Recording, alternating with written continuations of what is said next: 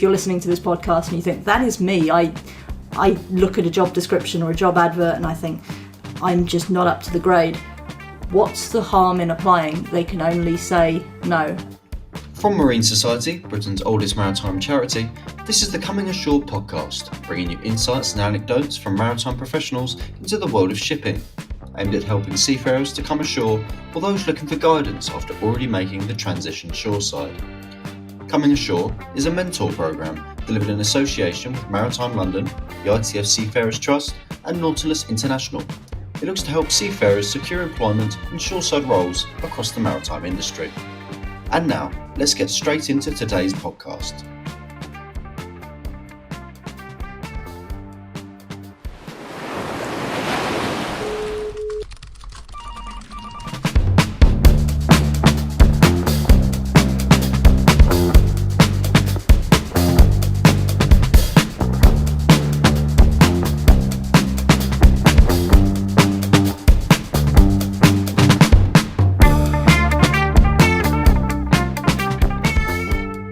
Hello and welcome to the Coming Ashore podcast.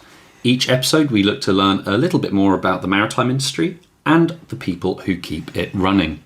My name is Will Fuller and sat opposite me is one of my co-hosts, Nathaniel Phelps. Hi Will. Morning. Unfortunately our third host James can't be with us today. He is a massive fan of old cars and while all his cars are old, today they are also all broken. Today we are though joined by a special guest who's going to help us understand the life and work of a seafarer by talking to Anne Pletschke.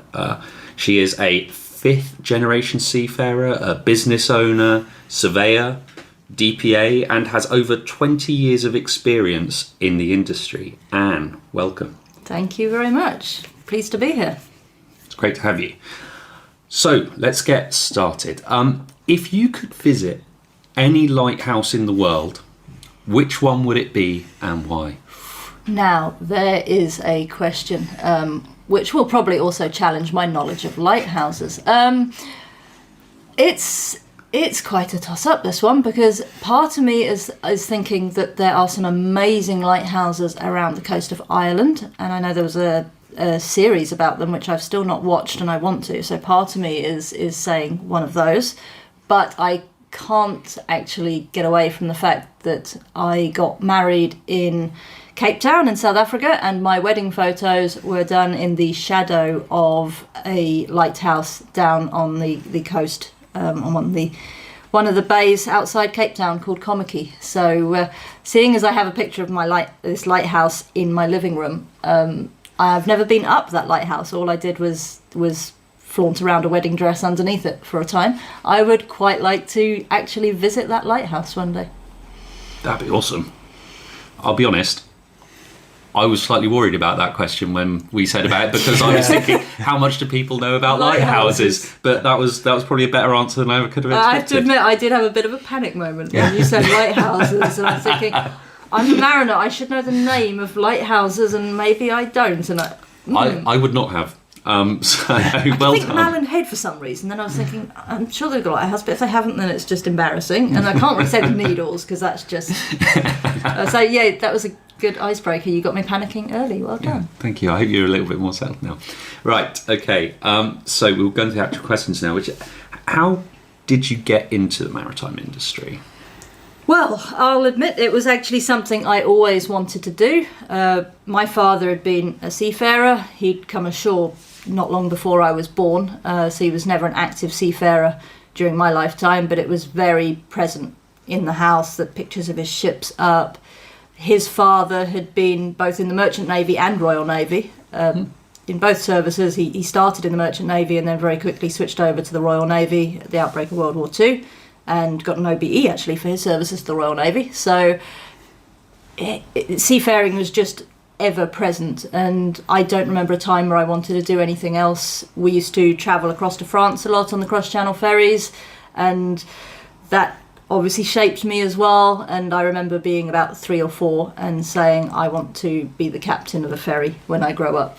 Well, so it was always the deck route as well. It was always the deck route. Oh, heaven forbid I probably did anything else. Funnily enough, I've always been interested in engineering, and when there used to be dual cadetships, I wanted to be a dual cadet, and it finished just before I became a cadet, and I think it was an A-level route, and I came in at GCSEs, but I did initially want to be an engineer cadet. I a dual cadet.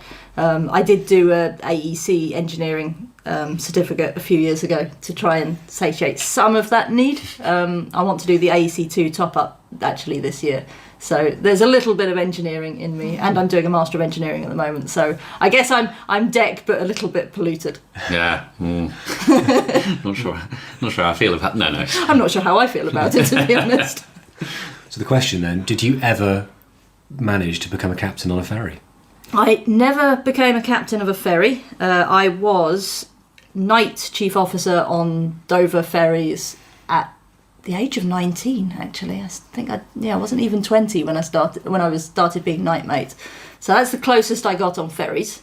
I think anyway. Yes, it was the closest I got on ferries. And then I've been captain of other vessels, but never made ferry yet. But one of my guiding principles is never say never, so who knows? Yet being the most operative word in that sentence. Hopefully.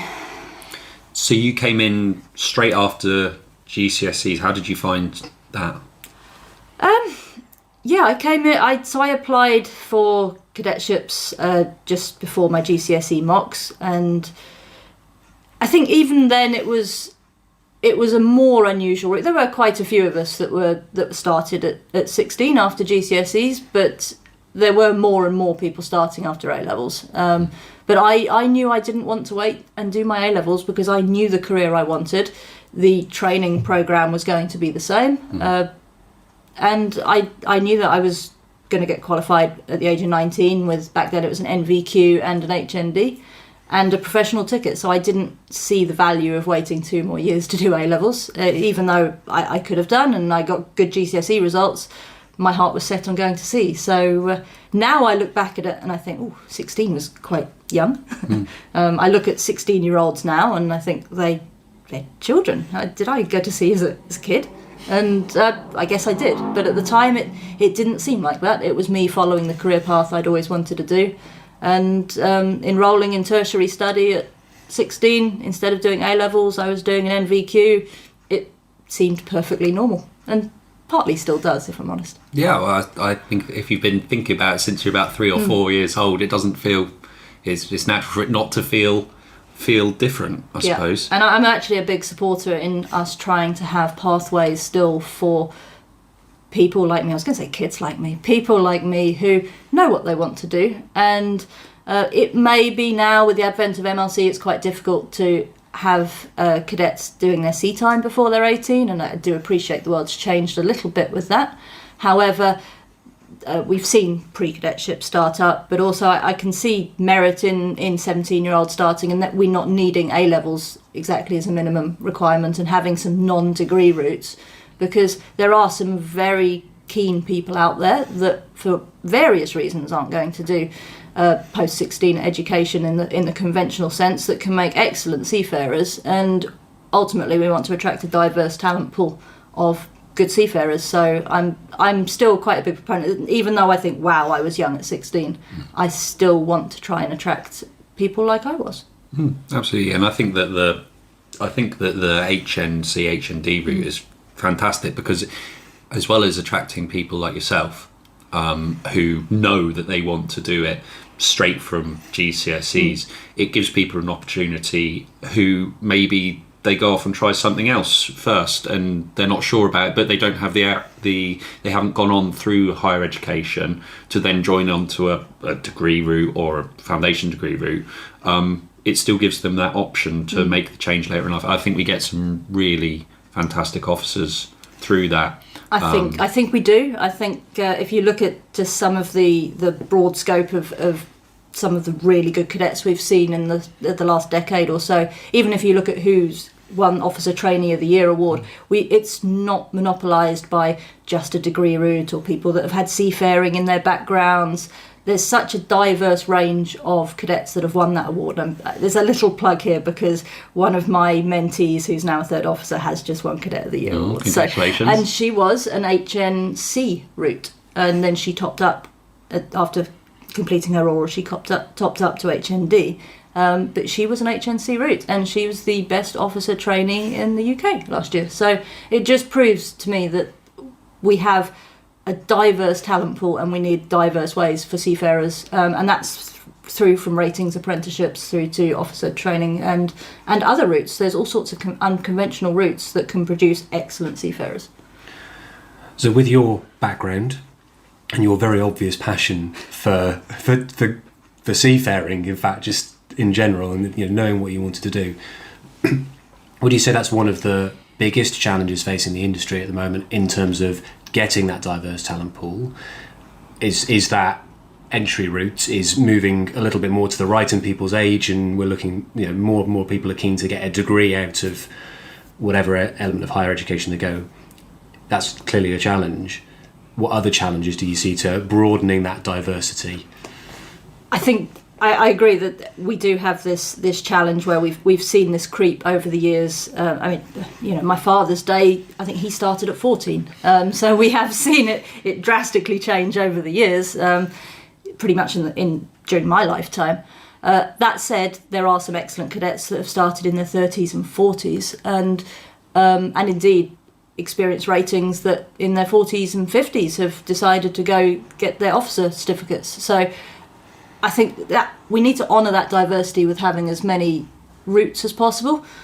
I also, a little bit biased here because I am doing my master's thesis on it, but I am a really strong proponent of evolving technology and new technologies in the industry right now, in creating opportunities for seafarer groups and potential seafarer groups that we've never had in the industry before. So by that, I mean, certainly in the advent of autonomous shipping, we are going to have situations where a seafarer who has potentially had a limiting accident, lost their legs, for example, could still continue seafaring but ashore in a remote control centre, or a seafarer that has diabetes who's limited severely in what ships they can be on, either with a doctor on board or very, very coastal, can now be a seafarer for a worldwide trading vessel, but from a control centre.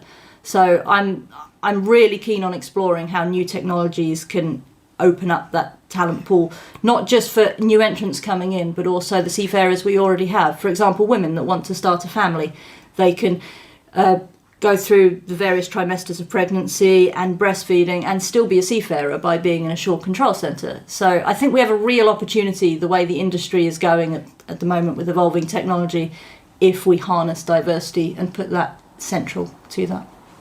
Absolutely. So interesting to look at the future of where it's going. Can we take it back to your past a bit? And so you joined it after GCSEs. Where did you go from there? Talk to us about your journey from where you joined to now. So I started off, and I knew I wanted to be the traditional deep sea route, or that's what I thought I wanted. So I started off on very traditional deep sea refrigerated cargo vessels going across the Atlantic, carrying bananas back and general cargo out. It was quite salty sea dog stuff at the time. I knew, and I'm glad that I did that, because I did see a part of the industry that many people don't see anymore. So it was good, but it did have its challenges. Through various reasons, I ended up finishing my cadetship on offshore supply vessels, which is ironic because before I applied for cadetships, I thought I don't want to be in the North Sea on supply vessels. And I ended up in the North Sea on supply vessels and absolutely loved it. After I got my Officer of the Watch, I ended up on ferries for a few years, and then ended up back offshore on supply vessels for a good 6 or 7 years, doing anchor handling, platform supply. Loved it. Loved the hands-on manoeuvring, loved the small team and everybody mucking in. It's very me. So that in a nutshell was my seafaring career, and I was happy doing that. There were some challenges along the way, but I was happy in my little niche of offshore. And then I saw a job for a marine inspector in Qatar, and thought, I've been chief officer a little while, it would be good to get some transfer skills. I'll randomly apply on a whim, I'm not going to get it. They're going to have a lot more experienced master mariner candidates than me, and I ended up getting the job. So I ended up saying, right, I'll leave the sea for 1 year, I will go get some transversal experience, and then I'll come back to sea. And ended up staying ashore for 10 years in all sorts of various jobs, and I can't complain because I've had some fabulous jobs and I've lived in some great countries around the world, and I've certainly got some transversal skills and experience. I ticked that box. So I can't really complain too much, but it wasn't necessarily the career path that I was thinking of at the time. No, I can imagine. So once you moved ashore, what can you talk us through some of the roles you've done shoreside? So yes, I started off as this marine inspector, which essentially was doing inspections for the oil company that I worked for. Much the same as tankers get inspected once a year, offshore vessels also have more and more been getting inspections. So we would do our own internal vetting inspections. So I was a vetting inspector for offshore vessels, essentially. They then decided that they wouldn't do it in-house anymore, they'd do it third party. So I quite cheekily, still in my late 20s, said, well, if I set up my own business in the United Arab Emirates, where the spot market is, will you use me as an inspector? And they said yes. So at 29, I found myself in the Middle East setting up my own business as a woman in the Middle East, not even in her 30s at the time, while studying for a master's degree at that time, just after getting married, and setting up a marine inspections and surveys business. So that was quite ballsy on my part, but it worked. Enjoyed doing that. In the process of that, other companies obviously had me on their radar, and I was approached by a large multinational offshore firm to say, can you please do things for us and not against us? You do very good inspections, we'd like you to do it. Help us improve our safety management. And at the time, I was client representative on a dive support vessel, offshore Qatar, in the middle of summer, and we'd run out of fresh water and the air conditioning wasn't working. So at a moment of weakness, I said, oh, let me just see what this job would be about. And that started a 7-year career with that company, where I started off with operational safety management for 2 years. Then I ended up as offshore safety superintendent in Angola, which was a fabulous shore job because it was a shore job, but I was offshore most of the time. It was rotational, 8 weeks on, 8 weeks off, visiting different ships, doing safety coaching, safety training, doing audits, but not as a policeman, more as a coach. It was fabulous. Then I said, I think I might take a bit of a break. And they said, no, we'd like you to move to Mauritius. And I initially turned it down, and I got a phone call again saying, no, they're going to phone you again tomorrow, and your answer is yes. So I moved to Mauritius as DPA and HSE manager for quite a large fleet. So I did that for 2 years. Then became head of safety standards and operational excellence at corporate level again. So I'd basically gone full circle, back to corporate. Then COVID happened, which we know threw a lot of things up, changed quite a bit of perspective. And I thought, been in this company a while. It wasn't that I was stale, but I was just after a new challenge. Yeah. And I saw a job advert for chief vessel operator for an autonomous shipping company in the UK and thought, let's move back to the UK for a while and do that. So I did chief vessel operator for an autonomous shipping company for 2 years. And now here I am, back at sea and running a business ashore, and following my heart a bit. I don't want a shore career, I don't want a seagoing career, I want both now, and I'm being a little bit greedy and trying to do both. It sounds like your career has been, whether you intended it to be this way or not, has been a lot about challenging the status quo. I can imagine going to sea as a young woman was probably quite challenging for a number of reasons. Setting up a business in the Middle East as a woman, I can imagine was particularly challenging. And then again, working in Angola. So originally I was thinking, well, what's the biggest challenge you've faced at sea? But what's the biggest challenge you faced in your career? And I think what's the biggest surprise as well? Oh, that is a very, very good question. I think the biggest challenge, I'm going to be honest, has come down to people. Not necessarily other people, I'd probably say also myself in some respects. I did start when I was 16. Probably some of the ways I responded to certain situations in the early years of my cadetship, in fact the early years of my career, probably even as a senior officer, I'd even say, in my late 20s, were probably not how I would respond now. And I think that's human nature. I think we can all look back at our careers regardless of what sector we're in and think, yes, we do evolve and mature and get life experience. But certainly the biggest challenges and the biggest impacts has been from the actions of other people, and there has been a lot of going against the status quo, and with that comes some challenging behaviour from some people and some, to be honest, quite unacceptable behaviour from some people. And I still look back and I'm amazed how I stuck it out through some of the early years, because there were some pretty unpleasant times. All the way through there were some quite unpleasant times, but especially the early years, I wonder, how did I stick it out? And it was that passion for, I wanted to be a seafarer, this was my chosen career, that I put that down to a saving grace so that definitely was the biggest challenge. The word passion has come up a couple of times in this recording so far, and bit of a sort of look behind the curtain, but Anne and I have worked together on a couple of things previously, and that was one of the reasons I really wanted to get you on here, because your passion for the industry, I'd say, comes across immediately to anyone who meets you, and it's engaging, and I always enjoy talking to you. Yes, I think passion helps. I think we all perform well when we're passionate about something, but equally one of my biggest pieces of advice to people is always be curious, and if you have that spark of curiosity, it's like a spark of passion, and I think the two can align quite well, and you can find yourself in places you never thought you'd find yourself, like Mauritius.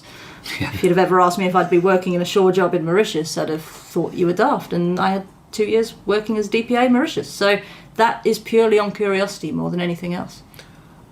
I'd like to say that as well. I put it down to some bravery as well. From an outside perspective, it's all well and good being curious and passionate, but some of these moves that you've made, from an outsider's perspective, just seem brave. And I think that anyone making this move ashore, or making any move in industry, is so easy, regardless of where you work or what industry you work in. Making a career change is difficult, and you do need that bravery.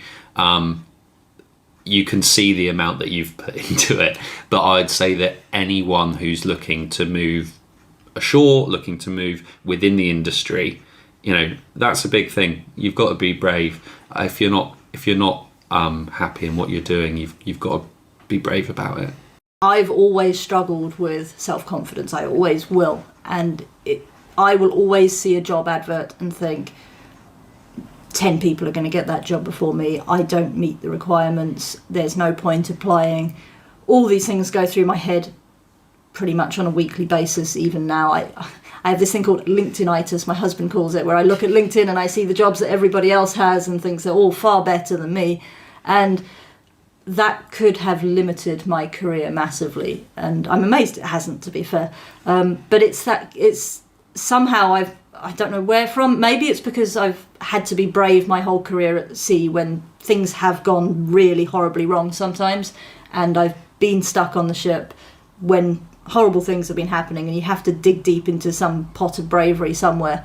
That maybe it's just too easy to click easy apply sometimes on jobs. I don't know, but there has to be, whatever works for you, there has to be something that drives. If that is also you, if you're listening to this podcast and you think that is me, I look at a job description or a job advert and I think I'm just not up to the grade.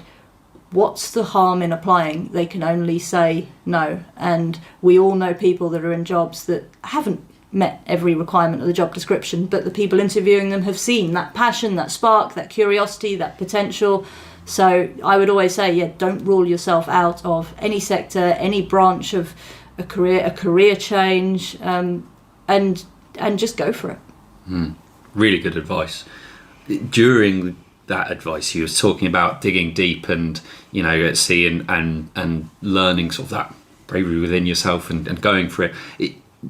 Is that the most important skill you'd say you learn at sea, or would you say what would you say you learnt from being at sea? I think it is probably one of the strongest things that I've learnt at sea. I would like to say that there are skills like flexibility. Seafarers have this innate ability, and it's certainly developed in us throughout our careers at sea, where you have to face different situations. You're a firefighter, you're a paramedic, you're a DIY handyman, you're all these things and more, on top of being a deck officer, an engineer officer.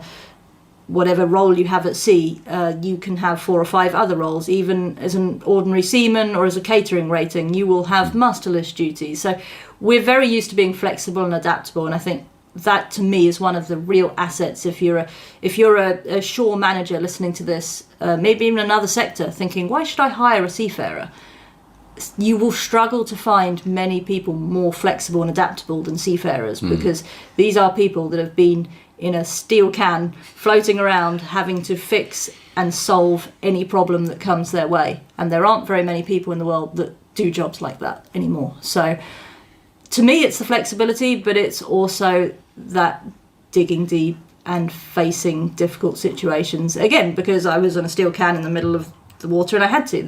There was certainly a lot of times when I was a cadet and a junior officer, there were no seafarer helplines like thankfully we have now, and there was no internet on board. There was no way to call for help. So it's that digging deep that... sure, I still have challenging situations now and think I don't dig deep enough, but it's that digging deep that I had to do then that I think has followed me through my career ashore, that has given me, I don't normally like the term resilience, but I'm actually going to say a little bit of resilience sometimes in the tough situations, but also some of the wisdom sometimes to think, this doesn't feel right, this doesn't feel safe, this doesn't feel like the right career path anymore. I was in a very successful job during COVID, senior management, and I felt like there was a new challenge. Yeah. And it's that, again, that openness to say, right, I'm going to be brave, I'm going to see what else is out there. A few of my friends know that I'm quite bonkers in the fact that I will leave a job before I found a new job sometimes, just because otherwise we get stuck in this trap of we're comfortable where we are. So yeah, it's that bravery to say I'm going to leave this ship, whether this ship is an actual ship or whether it's a shore job, and try something else. Being curious. 100%. I did a very similar thing actually when I left sea. I gave my notice to finish with my contract, because otherwise I thought, you do your 3 months and then you have your 3 months off and you end up never leaving, and you get those handcuffs, and I knew it wasn't right for me. What I would say is for me, I'd interested in your perspective. For me, I had done some calculations to work out that I would be okay. So don't just do it. But as long as you can work out that it'll work out for yourself. Taking that plunge. I've rarely found people who have been in that situation where they want to leave so much that they're willing to do that when they've come out the other side, they're less happy for doing it. I think as a seafarer, you have a few advantages in this situation over maybe people that want to leave a job and do a new job or a new sector ashore, in that when you're on board, you're typically spending less. Even if you've got bills at home, you're spending less. So you can save up a little bit of a nest egg, so you can plan a little bit for the move. I also find that, some seafarers get tax back, for example. Yeah. So you can say, right, next year's tax is going to be my slush fund to try and find a new job or to upskill. We have seafarers, we have a lot of time if we're on rotation, or we can study on board, and there's opportunities there to say, right, I'm going to devote a little bit of money here to my career path, which is maybe a little bit difficult when you're ashore. So I think that helps in taking that plunge. There are certainly each decision was pretty much calculated. I knew I could do it, but at the same time, it's that investing in what could come next. And that leads us on perfectly. You've said it's like you've read the script there, Anne.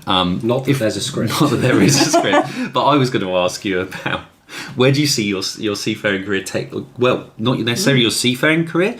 You're split between shore and sea at the moment. Where do you see yourself going next? I think one thing that I've realised in the last 20 years is that, or 24 years I think now, I started in 2000, so 24 years this year, is that wherever I think I'm going to end up next, I will not end up next. I think when I was at sea, I think as a cadet I said, I'll be at sea and then one day I'll be a pilot. And now I know I have no real desire to be a pilot. I don't quite know where that came from. I think it was this sort of societal idea that you'll be a successful seafarer and then the only sort of crown on top will be a pilot or something. Somebody had put this idea into my head and I needed to be a pilot.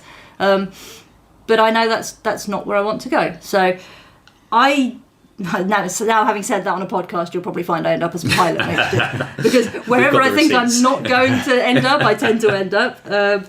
I did a few trips last year as skipper and master on some really varied vessels, actually. I'd had a long period ashore and I thought, right, I want to see if I can still do the job and have I got my sea legs. And really important point here for seafarers that are thinking of coming ashore and a little bit nervous about doing so, you can always go back to sea. One thing I always kept up was my ticket, and to me it was that insurance policy that I can always go back to sea. I did 10 years ashore, and look at me, last year I went back to sea because I could. Absolutely, and just to jump in here, we may have said it on a previous podcast even, but it's while we are the Coming Ashore podcast, I've spoken about this with other mentors, with people at the Marine Society who run it, and it's not that coming ashore is the end goal. Okay, right. The end goal is that you got to be happy within whatever you're doing, and if you come ashore for a bit and then you decide to go back, that's fine. But the main thing and the quite amazing thing there is, you've got that flexibility to within this industry to actually you can come ashore for a bit, you can go back.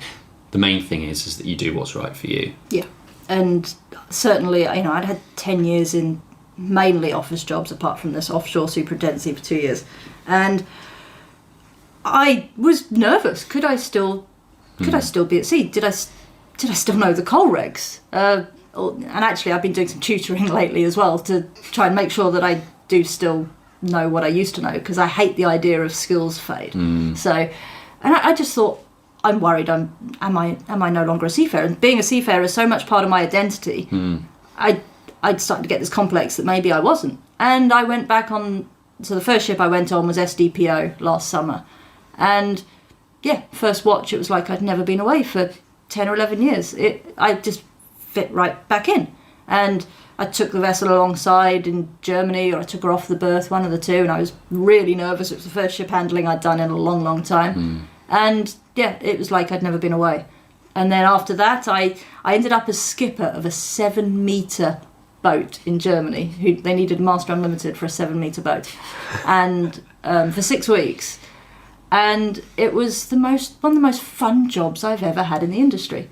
So never rule yourself out. You come ashore, but the skills you get ashore, just like the skills you develop at sea, are useful for a shore job. It works both ways, and this is the one thing I have really learned only in the last few years, is that now I see the skills that I've developed ashore are so useful for vessel management afloat. Another piece of advice that I always hold quite close is that if you are a seafarer and you've come ashore, don't lose that seafarer mentality.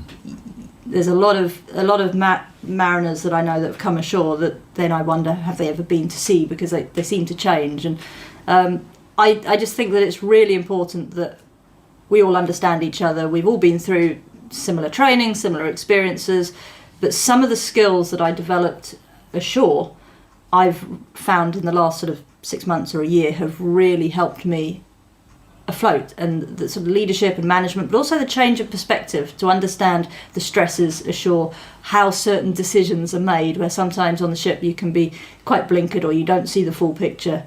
And it gave me a much greater understanding, where before I would be swearing and shouting at decisions made by the office and not understanding them and writing very snotty emails sometimes, whereas now I may still write some snotty emails, but I do have a little bit of a better understanding as to the background behind why some of those decisions were made. And I guess that comes down to the understanding between both ship and shore, and vice versa. It's good that you've got an understanding of what it's like shoreside, but I think it's really important that people who have never worked at sea as well try to understand what it's like to work at sea, which is one of the reasons we're doing this podcast. Yeah. So if you could have one thing that you wanted the wider industry to know about seafarers, what would that be? It's going to sound corny and cliched, but I think it's that seafarers really matter. We see, when we fly out on holiday, we see pilots at airport terminals, and we see a lot of the land-based supply chain every day. We see the delivery truck coming to the supermarket, and we think, oh yeah, that delivery truck has brought the bananas to the supermarket. Whereas no, it was that ship that I was on at 16 that delivered the bananas from the origin country that then enabled the truck to take it to the supermarket. And that was by seafarers. So I think the fact that seafarers matter, and the fact that seafarers are ordinary folk who choose to do what is quite an extraordinary career. And I think, again, this is what hiring managers in maybe some other sectors might not appreciate. There is this sort of sea blindness out there, and nobody has, there are a lot of people that don't necessarily have this understanding of quite what an extraordinary career seafaring is.